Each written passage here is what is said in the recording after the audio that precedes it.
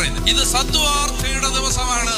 ഇത് സുവിശേഷത്തിന്റെ കാലമാണ്. ഇത് സുവിശേഷം അറിയിക്കേണ്ട സമയമാണ്. ഇത് സുവിശേഷത്തിന് വേണ്ടി ജനകോടികൾ ദാഹിക്കുന്ന സമയമാണ്. ഇത് ആത്മാക്കൾ പട്ടിണി കിടക്കുന്ന കാലമാണ്. ഇത് മനുഷ്യൻ നരകിച്ച് നശിക്കുന്ന കാലമാണ്. ഇത് മദ്യപാനത്തിന്റെ ഉമിത്തിയിൽ കുടുംബങ്ങൾ നീറി വെന്തൊടുങ്ങുന്ന കാലമാണ്.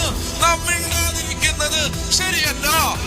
എന്റെ പ്രിയ സഹോദര സഹോദരി, മാമോദീസായിലൂടെ ഒരു കടമ നൽകപ്പെട്ടിട്ടുണ്ട്. നമ്മൾ കണ്ടുമുട്ടുന്ന മനുഷ്യരോട് നമ്മൾ അനുഭവിച്ച യേശുവിനെ പങ്കുവെക്കണം. യേശുവിനെ അറിയിക്കാത്ത സഭ, തിരുസഭ പഠിപ്പിക്കുന്നു, വന്ധ്യമാണ്.